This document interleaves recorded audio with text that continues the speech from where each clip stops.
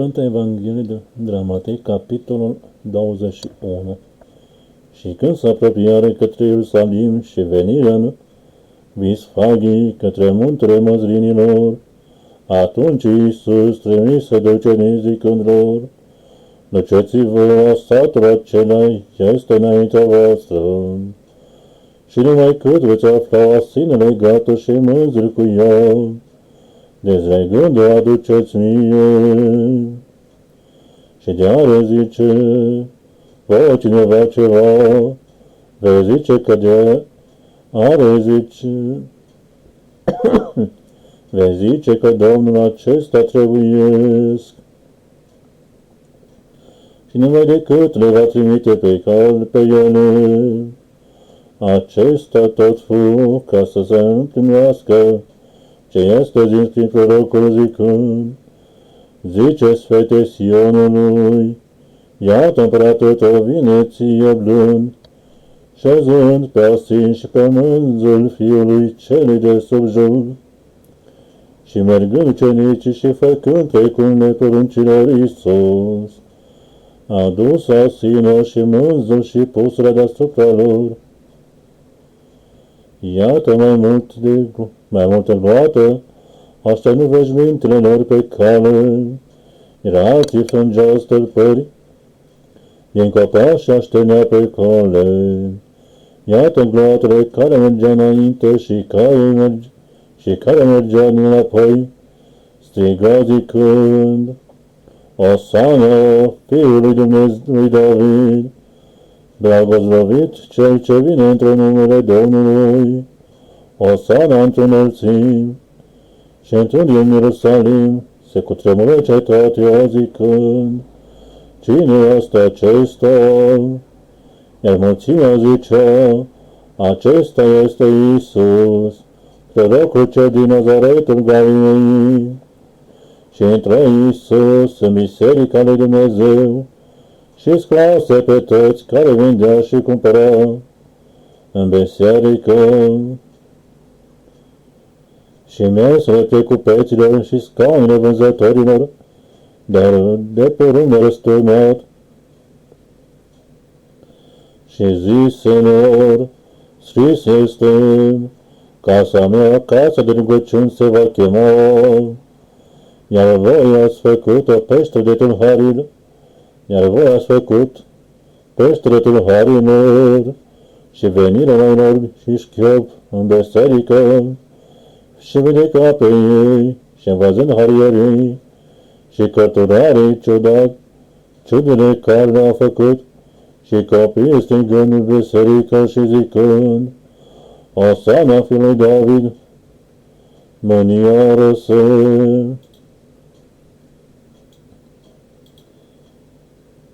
Și au zisele lui: auzi ce zic aceștia?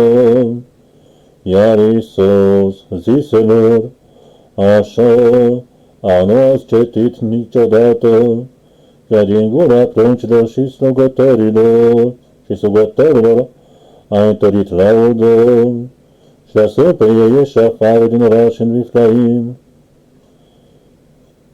în Vitania și să străjuia acolo. Iar dimineața într-un însemn oraș, pe un zi, și văzând un ochin lângă care merge de la el, și nimeni nu afla între el, fără nume frunzănând, și zise lui: de acum să nu mai fie dintr-o tine rod în viac. De acum să nu mai fie rod dintr-o tine rod în viac, și se căină smochinul numai decât. Și văzând ucenicii, se mirară grăind, cum numai cât se căzmochinul, răspunzând lui Iisus ziselor: adevăr zivă, de veți avea credință și să nu vă îndoiți, nu numai smochinului veți face, ci și muntele acestea de-a zice: ridică-te și aruncă-te în mare, se va face. Și toate câți vă cer într-o rugăciune, crezând nu aveți, și mergând el în biserică, că învățanul mersul de către el, mai mari popilor și bătrânii, oamenilor zicând, cu ce putere faci acestea și cine ți-a dat această putere? Și răspunzând Iisus, zise lor, întrebă voi și eu te voi un cuvânt, care de veți spune mie și eu vă voi spune, cu ce putere acestea fac. Botezul lui Ioan, de unde era? Din cer eu, au de la oameni. Iar ei cugeta într-o sine zicând, de vă zice din ceruri, vă zice nouă, dar drept ce n-ați crezut voi. Iar de vă zice de la oameni, temeni munții de neglată. Că toți simt pe Ioan ca un proroc, și răspunzând lui Iisus, ziseră nu știm, zise și ei, nici eu nu voi spune vouă, cu ce putere fac acestea și ce vă se pare vouă. Un om avea doi feciori și mergând ce din tâi zise, Petre, dă-te astăzi de lucrează în via mea. Iar răspunzând zise, nu voiu, iar mai apoi zucăindu-se, merse, și apropiindu-se către cel al doilea zise, așiși de el, iar el răspunzând zise, eu, Doamne, și nu merse, care dintre acei doi a făcut voia părintelui, ziseră lui cel dintâi, zise Iisus lor, adevărat zic vouă, că vameșii și cerul curvele, trec pe voi într-o împărăția lui Dumnezeu, că veni Ioan la voi într-o calea dreptății, și n-ați crezut lui, iar vameșii și curvele crezură lui, iar voi văzând, nu v-ați păcăit, după aceea să credeți lui. Ascultați altă pildă, era un om căsătoriu care se divie și cu gardul gădit pe ea și se pania teaz și zilitorn și-o dea de pe lucrătorilor și se duse departe.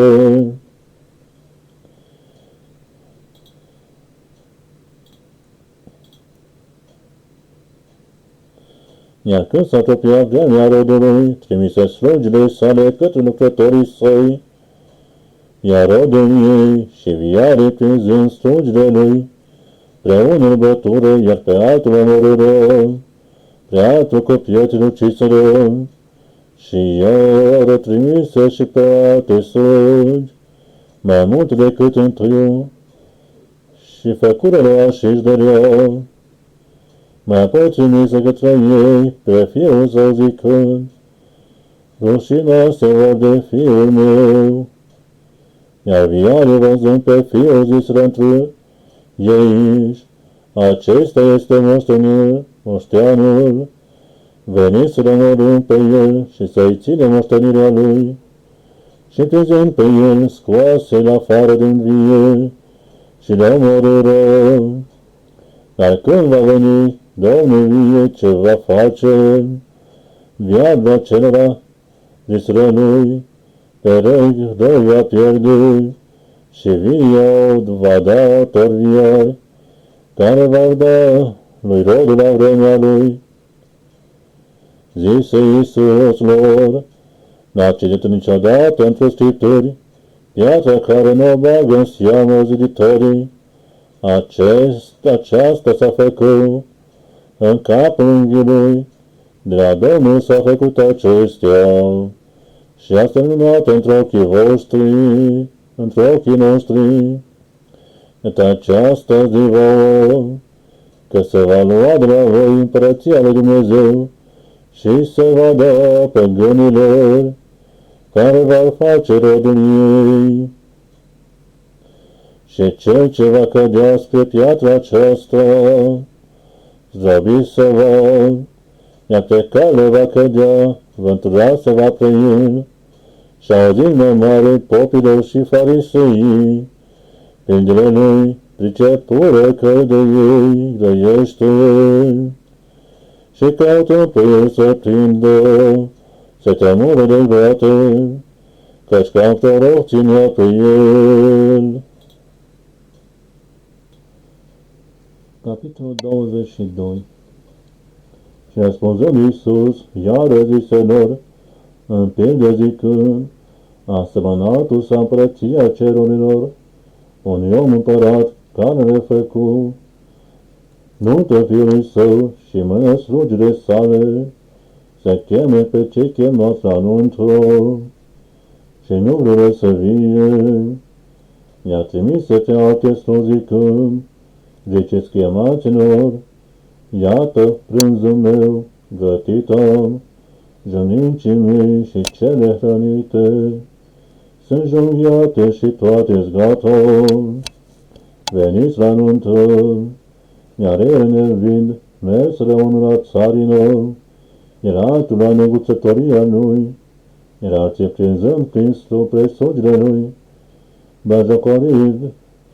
bajocoriră-i și omorâră, iar împăratul auzind sămânie, și trimițând oastea lui, i-ar duc pe cei ucigași, și orașul lor arse.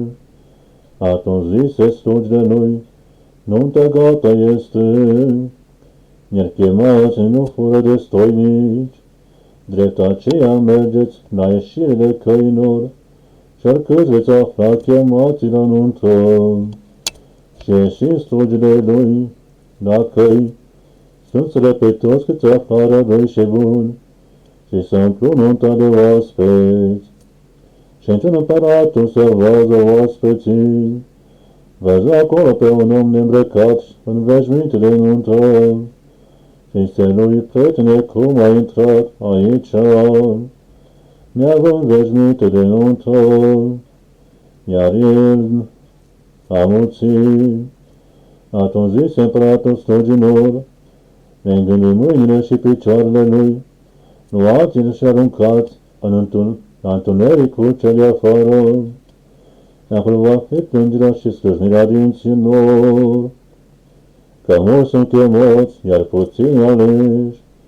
Atunci mergând fariseii, făcură sfat, ca să prindă pe el un cuvânt, și trimiseră la ucenicilor, cu irădeane zicând, învățătorule, știm că ești drept și calea lui Dumnezeu cu adevăr înveți, și nu ți-e grijă de nimică, că nu cauți la fața oamenilor, spune doar nouă ce ți se pare, cade-se, adadați de ce împăratului, Aba.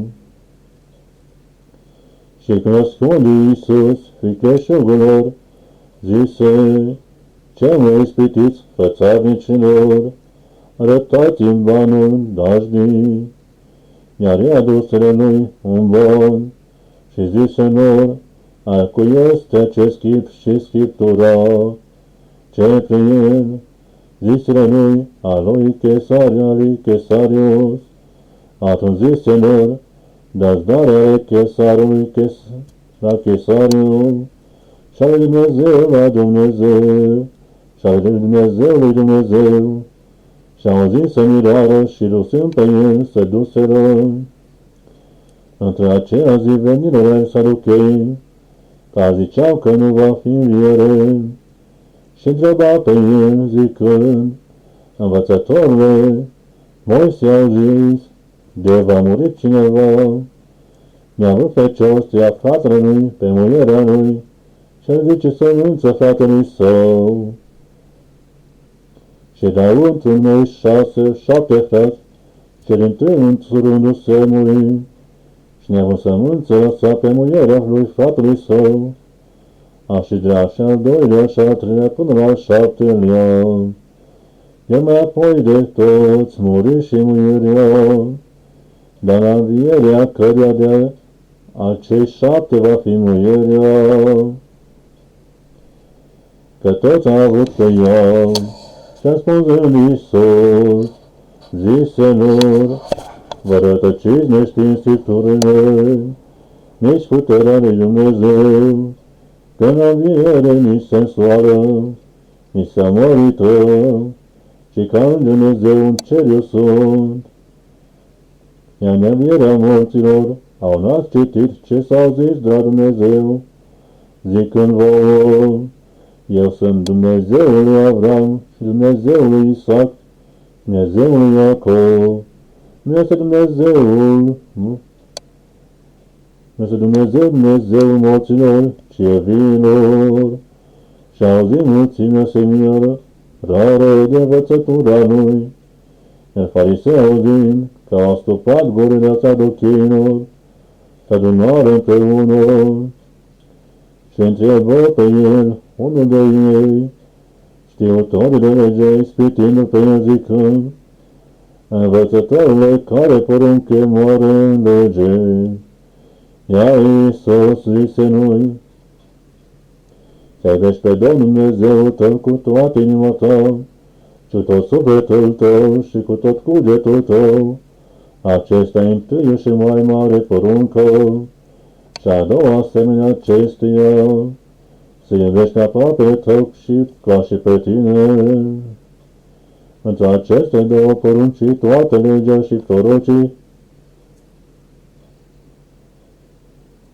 Sfânzele și fiind adunați farisei, întrebă pe Iisus, zicând ce se pare vouă de Hristos, a cui fi este, este lui, a lui David, zise lor, dar acum David cu Duhul cheamă pe el, Domnul, zicând, zise Domnul Domnului meu, și-ți de dreapta mea, până vei pune vrăjmașii tăi scaun picioarelor tale. Dar dacă cheamă David pe el Domnul, cum este al lui fiu, și nimeni nu putea să răspundă la cuvânt, nici cuteza cineva dintr-o aceea zi să mai întrebe pe el.